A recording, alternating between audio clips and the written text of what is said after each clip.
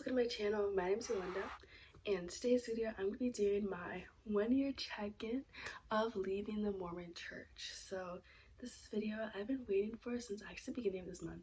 I was like, I want to do it, but I was like, I want to wait to the 1-year mark. But basically the 1-year mark was around May 17th. And I remember I have recordings and videos of me just talking about it through myself. And actually I haven't like really listened to them yet, but this is just like, you know, how things have been a year later.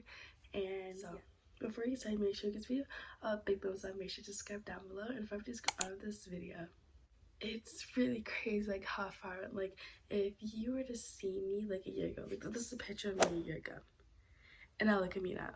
Like I am literally like glowing right now. Not to like sound like, oh, like pick me vibes, like give me all that, like no, but like in actuality, just like you came here for my story, so I'm gonna say like how I really feel. Like I feel like I'm actually like thriving for once. Like I am pretty happy with my life.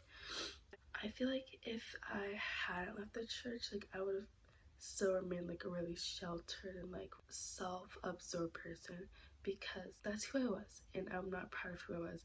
But so let me tell you how things ended off. So basically when I left my church, so we moved to a whole different, like it's almost like a different school district, but make it church way.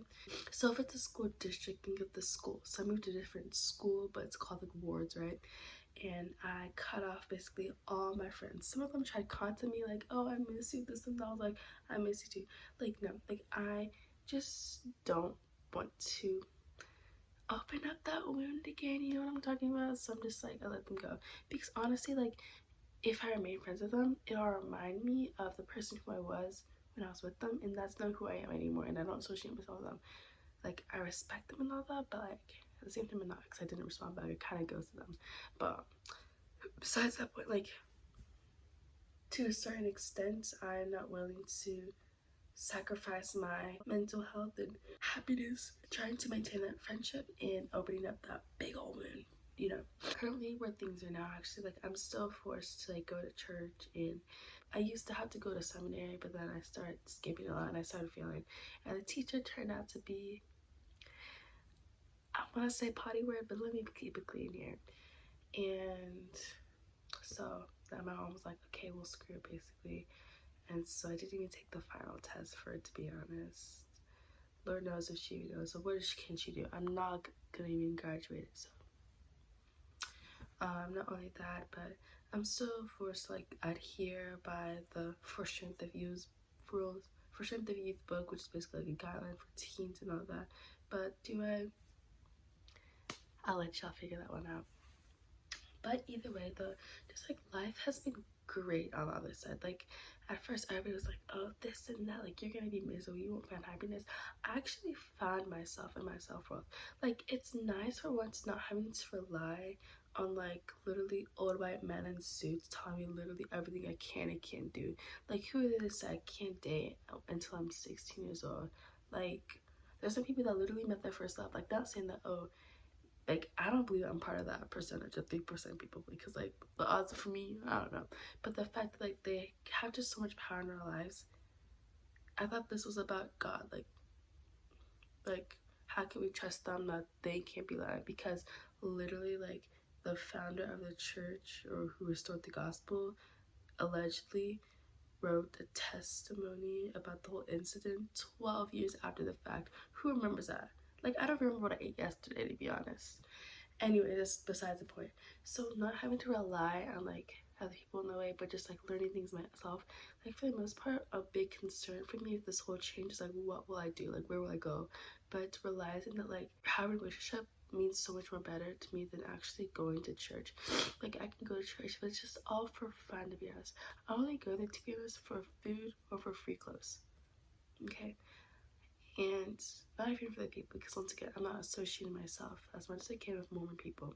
Now, just wanted to clarify, my point there is just like, I just don't feel comfortable. Just like even going to church, it's just like, it's an ache for me. And so even the people there, it's like, I just feel uncomfortable, because it's like, it just once again reminds me of who I was before, and that's not who I am. And a lot of people just don't actually really even support me even switching over and leaving the church. So it's like try to separate myself a little bit there because there's only so much I could do. So what's it called? Just I feel like I have like once like found out like what I like and what I want to do, and if things that I do go wrong, I can blame it on myself. But for the most part, just like knowing that like that's not what I want, and it's okay to do something different, because I feel like especially just with a lot of churches, it's just like, oh, this is the way and this is the only way.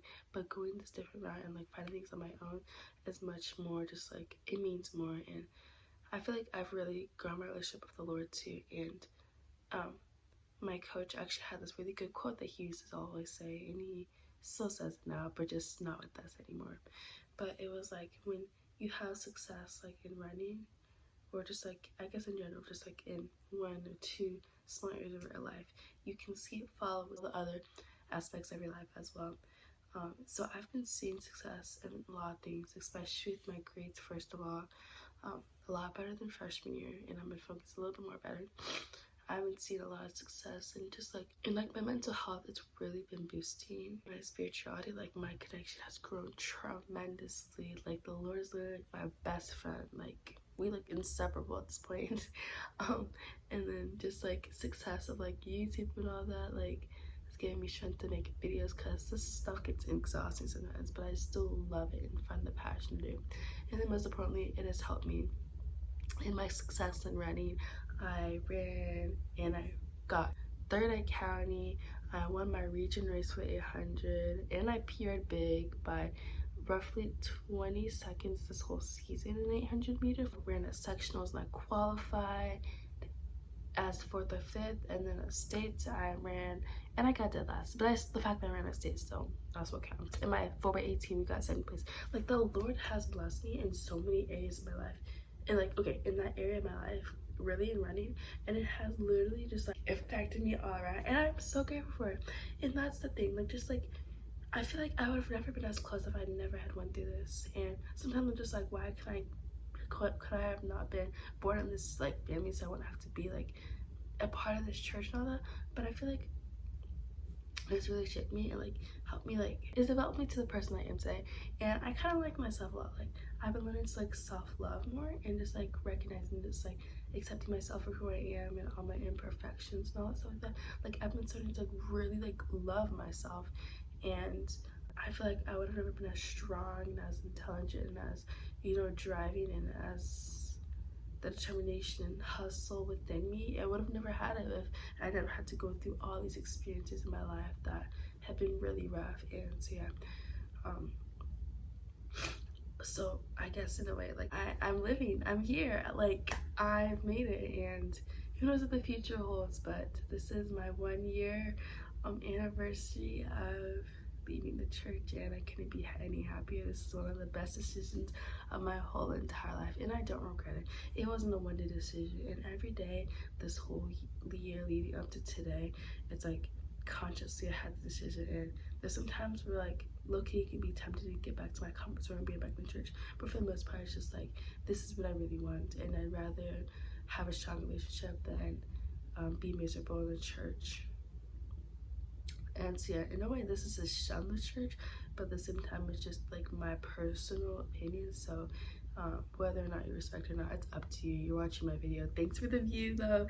And so yeah, I hope you have a mysterious for your day. Peace is already out.